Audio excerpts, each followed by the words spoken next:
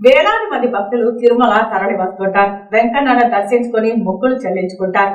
అనంతరం ఖచ్చితంగా ఆ స్వామివారి లడ్డూ ప్రసాదాన్ని కూడా స్వీకరిస్తారు.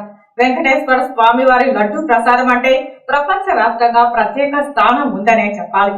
అలాంటి లడ్డూ ప్రసాదం ఏకంగా 307 సంవత్సరాలు పూర్తి చేసుకుంది. 2014లో స్వామివారి లడ్డూ ప్రసాదానికి జియోగ్రాఫికల్ ఇండికేషన్ నుంచి గుర్తింపు వచ్చిన సంగతి తెలిసిందే. తిరుమల శ్రీవారి లడ్డూకి 307 సంవత్సరాలు పూర్తి. ప్రసాదం వెనుక అసలు కథ తెలుసుకుందాం. ప్రపంచంలోనే తిరుమల లడ్డూకు ఉన్న ప్రాముఖ్యత మరి ఏ ఇతర లడ్డూలకు లేదు. కారణం రుచిలోనూ శుచిలోనూ తీయదనంలోనూ దీనికున్న విశేషం అది.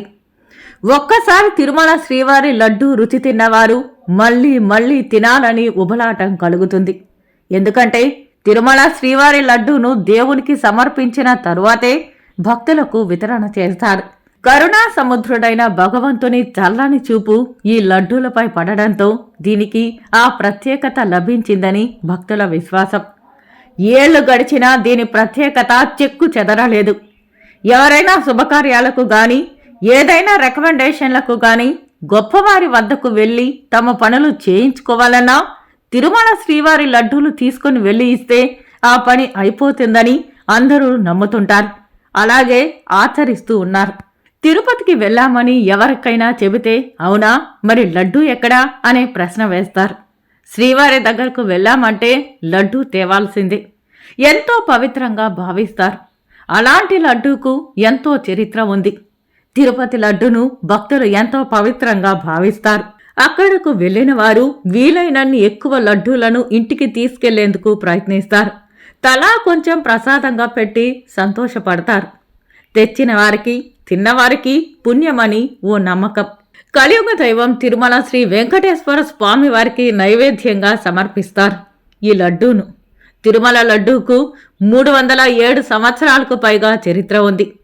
ఆగస్టు 2వ తేదీ 1715వ సంవత్సరంలో తొలిసారిగా లడ్డూ తయారు చేసి స్వామివారికి నైవేద్యంగా పెట్టారని చరిత్రలో ఉన్నట్టుగా ఆధారాలు చెబుతున్నాయి.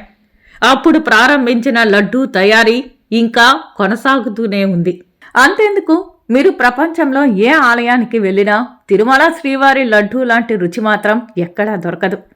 ఆ టేస్ట్ తిరుమల లడ్డూకే సొంతం. తిరుమల లడ్డూను తినడం వల్ల స్వామివారి ఆశీర్వాదం దొరుకుతుందని భక్తులు నమ్ముతుంటారు.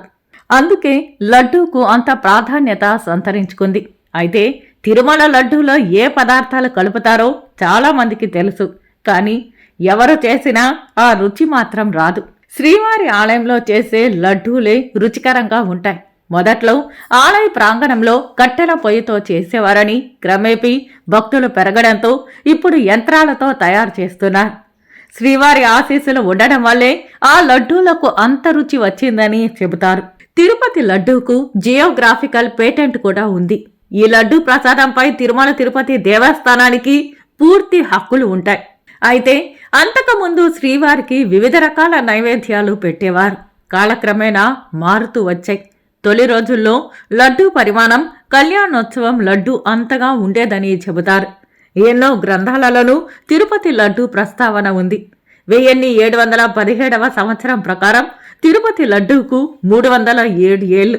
1940వ సంవత్సరాన్ని ప్రామాణికంగా తీసుకుంటే లడ్డూ వయసు 82 సంవత్సరాలు.